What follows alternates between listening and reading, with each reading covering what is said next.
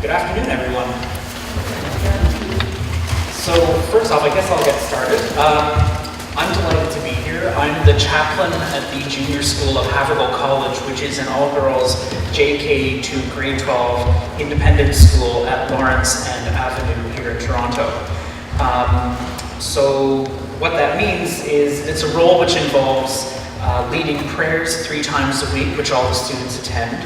It involves teaching biblical religious education to all students and tending to the spiritual needs of the students, faculty, and staff, which is really representative of all faiths as well as those of no particular faith. And that's something that's really important to note about it, is Havergal College is a school that has roots in the Anglican tradition. It was founded in 1894 as a connection to St. Paul's Bloor Street. And also, it was sort of the low church response to Bishop Strawn, which was founded in the high church tradition. So it's a school that has historically Anglican roots, but it's marked by diversity in its day-to-day life. There are students, faculty, staff of many different faith and cultural traditions, ethnic backgrounds. They're delivering and receiving the curriculum set forth by the Ontario government. So it may have its Anglican roots, but its day-to-day life and operation outside of prayers and religious education is really in the secular context. Giving this program a title was a little bit difficult. I don't totally love the title of it, but it's what I gave it and that's what I have to live with. But what I'm really talking about is a school that's in the secular context where myself and the chaplain, Susan Bell, we're both the chaplains in the school, really tend to the sacred, the spiritual, and the Anglican tradition in the school. So in broad strokes, these are kids and faculty and staff who are coming to the school day in, day out with less biblical knowledge than even a family that goes to church on Christmas and Easter. So the role of the chaplaincy in that is attended by myself and the Reverend Canon Susan Bell, taking care of the spiritual health of all the kids in the school. And my part in that is in the junior school, which is JK to grade 6. Every year, the whole school, JK to grade 12, gathers for a service at St. Paul's Bloor Street. And in that service, they give thanks. It's called Founders Day, and they give thanks for those who founded the school back in 1894. The upper school and the junior school are in 2 different buildings on the campus, and so it's an opportunity. It's the only time in St. Paul's Bloor Street is the only space where we can all come together. And so it's a time where often I see students who I taught when they were in the junior school who've moved on to upper. It's usually the first time I see them in a couple of years. This past year after the service, I ran into a group of grade 7s who I had taught in the junior school, and they had something to tell me that they thought was funny. Grade 7 is an entry year at the school, and they were telling me about one of their friends, a girl who was new to the school that year, who had been trying to remember the name of a book she heard of once. And they told me this girl struggled in the conversation to come up with the name of the book, and finally she remembered it. Oh yeah, the Bible. These girls who were talking to me, having had the benefit of biblical education as part of their schooling at Havergal, I suppose weren't really aware that they're in the minority when it comes to kids in their age group, kids in their demographic, who actually have a fairly solid understanding of biblical literacy, particularly in relation, like I say, to people who don't go to the school. So they found it really strange that this person didn't know the Bible, didn't really realize that it might actually be the other way around if they really probed that issue a bit.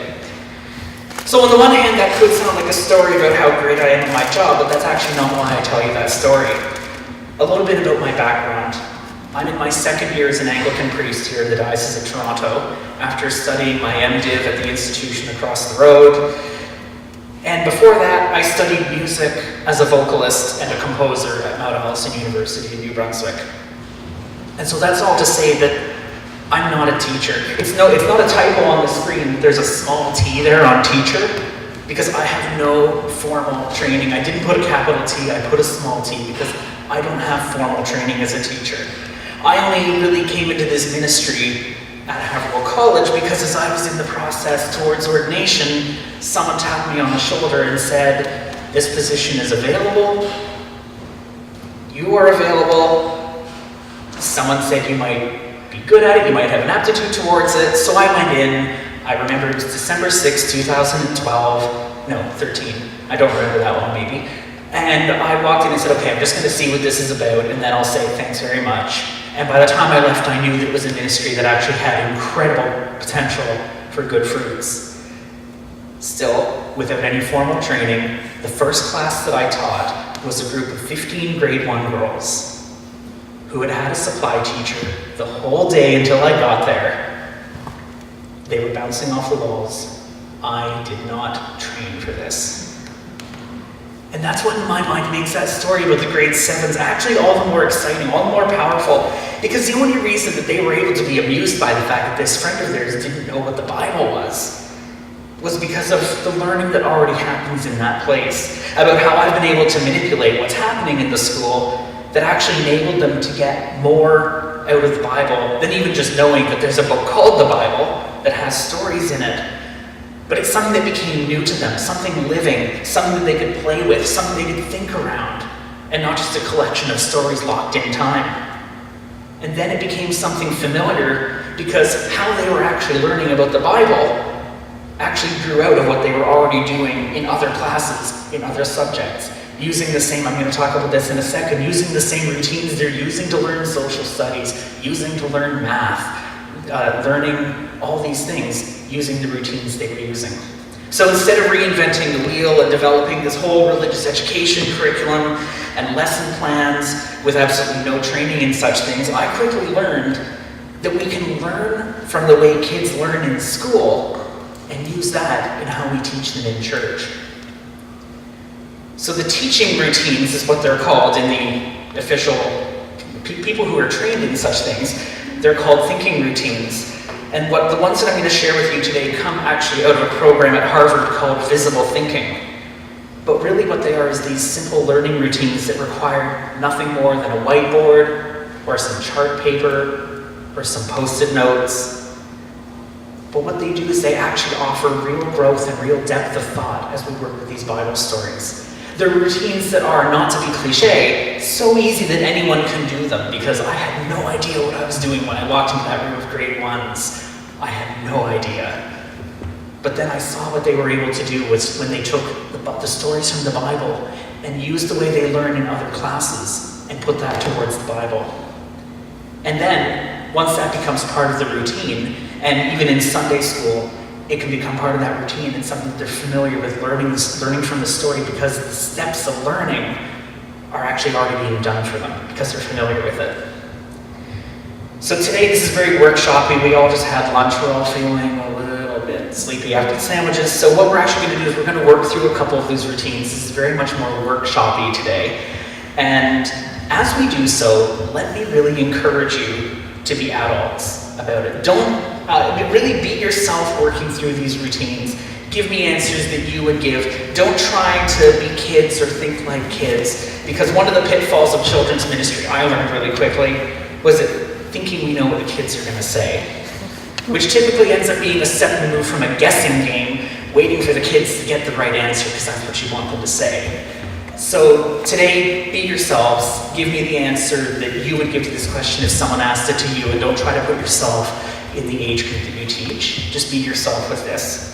And try to avoid the temptation to think about getting the right answer. Because that's the other thing I learned really quickly. When we work with kids, we have to get ready for a little heresy. We have to get ready for a little bit of irreverence. When I was a teen taking confirmation class, all I really remember is that we were doing the confirmation class on the Last Supper. And I just made some offhand, I don't remember what it was, I swear. I made some offhand comment, something that was a little bit irreverent, I guess, about Jesus having told someone off about poor table manners at the Last Supper. I don't even remember what it was, I really don't. What I do remember is the menacing look that I got from the classroom, from the confirmation course leader. Fast forward a few years. When I first began this ministry at the school, one of my first experiences was doing a Lectio Divina exercise with some grade 3s on Paul's humility poem in Philippians, the Philippian Creed, sometimes called. It's the creed that says that Jesus didn't cling to equality with God, but humbled himself to the point of death. Therefore God exalted him with the name above every name, the Lord, to the glory of the Father. first question I got from one of the girls. How do we know Jesus wasn't just faking it to get on God's good side? What a horrifying thing to say about our Lord and Savior. But what a perfect description of how kids function developmentally. Do what mom and dad say, stay on the good side. Do what the teacher says, don't get in trouble. So developmentally, that question was actually right where a grade 3 is. I want to do what mom and dad say, I don't want to get in trouble. So it makes sense to say, well, maybe Jesus was just being good to stay on God's good side. So I look at those moments of brutal honesty which are going to come up, not as something to be quickly corrected and stamped down on and say, you can't say things like that, but it's actually as an invitation into deeper faith, into deeper exploration of God's word in the Bible. An opportunity to say, well, what else do we know about Jesus? What else have we heard about Jesus that might just suggest how humble or how obedient he was?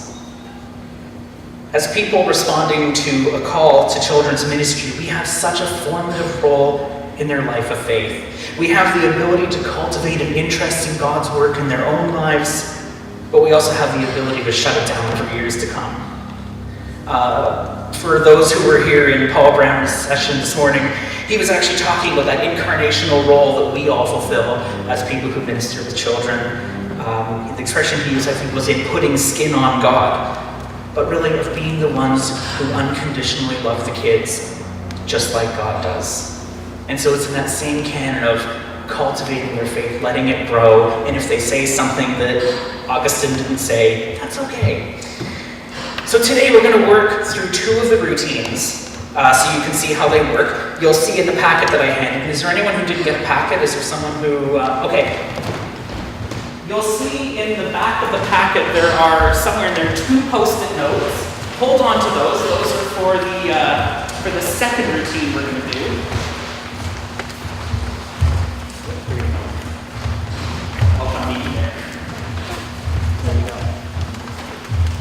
So the first thing I'm going to do, and this is the workshopping part, I'm kind of done talking now. The first thing we're going to do is I'm going to put a word, I did miss one thing. As soon as I walked away from my script, I realized what I missed.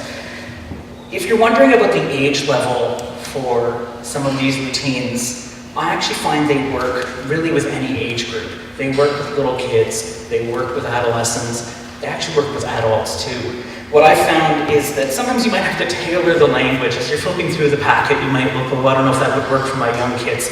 Sometimes you might have to tailor the language or the questioning for younger kids. But the beauty of these routines, what I've found, is actually in their simplicity of questioning that really adjusts to the age group simply by the responses and the reactions they garner. So let's begin with the first. The first one that I'm going to run through today is actually the first page. So what I'm going to do is I'm going to put a word on the board, on the screen here, and I'm going to give you maybe 30 seconds just to think about that word. The word is faith.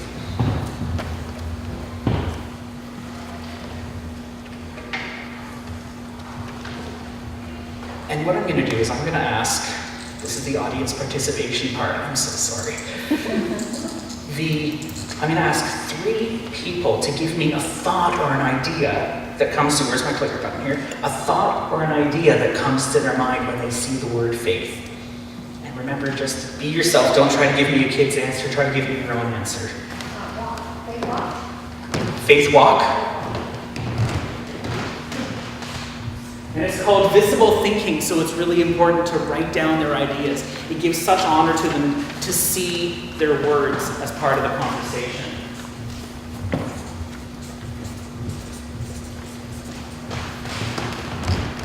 Part of the evidence that I'm not actually a trained teacher is that my board writing is absolutely terrible. I'm sorry. Okay, does anyone else have a thought or an idea about faith? Go for it. Trust. Sorry? Trust. Trust?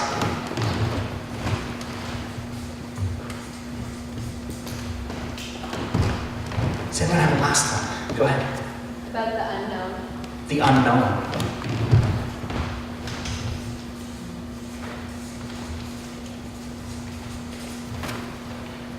Okay.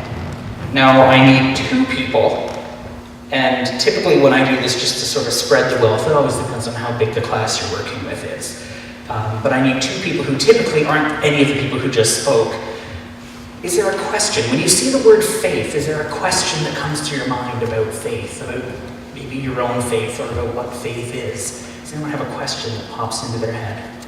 Go for it. What's the difference between faith and naivety?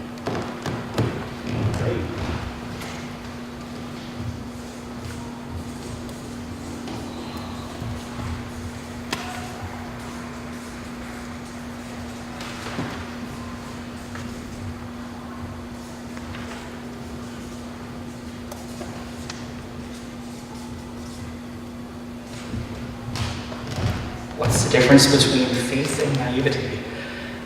Isn't there a second one in the crowd?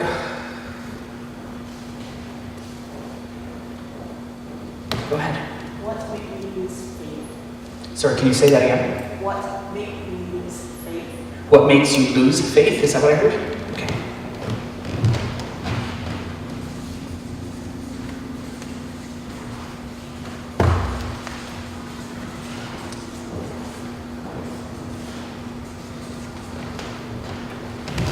And I need one more person.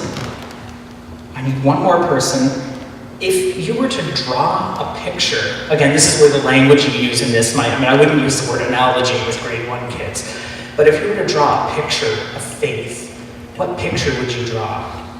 So this could be a symbol or an image, just something that comes to your head. Is there a picture? If you close your eyes and think of faith, is there something that comes to your mind? Go for it. Sorry, say it again. A hat? Okay.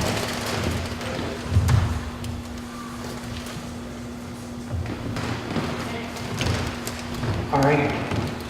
So what, after this is done, the next thing I do is I read the story. And I get my stories from a wide array of sources. I have a desk full of different kids' Bible storybooks, which I use with younger grades. When I'm working with sort of 8 or 9 or older, I actually prefer to use the Message. I think it's a good accessible translation for the kids. So for whatever source you're using, and so I'm going to read this story, and I've put it on the screen, but with the light shading into the windows, I'm hoping that my storytelling voice is helpful. It's The Sower and the Seed. There was a sower who went to sow some seed to grow corn for making bread. Up and down the field the sower went, throwing handfuls of seed onto the earth around him. Some of the seed fell onto the path where the earth was hard. This meant that the seeds did not go into the soil and got covered. Birds hovered in the air above the path as the sower walked along, and then came down and packed up all the seed. Some seed fell on rocky ground where there was very little earth, just a thin layer of soil over the rocks. The seeds quickly grew into plants, but because the soil was so shallow, their roots had not gone deep enough to get water. So when the sun got very hot, they dried up and died. And then some seed fell among weeds. The grain started growing into plants, but the weeds grew bigger and stronger and choked the corn so it could not grow. But some of the seed fell on good earth. In the good soil, the plants grew strong and produced lots of grain. Jesus looked around the crowd to see if they understood what his story meant. Listen, he said, and think about what I'm saying. Later, when Jesus was alone with his disciples, they asked him about his stories. Why do you tell the crowds these puzzling stories instead of explaining things in a straightforward way, like you do to us? If I did, replied Jesus, would anyone listen? Everyone likes a story, but only some of them will think about what it means. Well, said one, frowning in puzzlement, what does it mean? Jesus explained, I am the sower, and the seeds are my words. The different types of ground stand for the people who listen to me. Now, some people don't really listen at all. My words bounce off them like the seeds on the path. They forget what I've said moments after I've said it. And the seeds that fall on stony ground are like the people who are only half interested. They hear what I say, but they don't think about what it means or do what I say. They are like seed with no roots, so when things get difficult, they give up.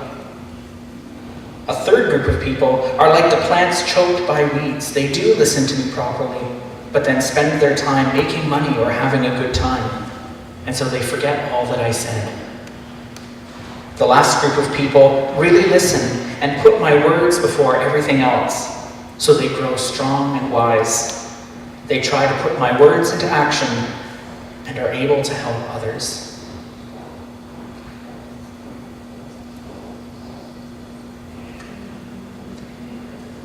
So that is the story of the parable of the sower and the seed, which comes from a book that I picked up at Crux a couple of years ago called 5-Minute Bible Stories. They're really perfect length for working with grade 1, 2, 3, right in that area. So, what I would do after we've done this exercise with the girls, the next thing I would do is read the story as I just did. And then what I always do is I ask are there any questions, just in case there are any points of clarification, especially for people to whom the story is brand new, which there usually are in the classroom. Are there any points of clarification? Does anyone have any questions about what we just read? And once that would be done, then I would say, so we asked 2 questions about faith. Usually I would ask them, do you think this was a story about faith? And see what they say. And then what I would do is, this is the class discussion part. This is where we would have a little discussion, and I would say, we asked 2 questions about faith. We asked, what's the difference between faith and naivety? And what makes someone lose faith? And then what we do is we would actually take a class vote, which is what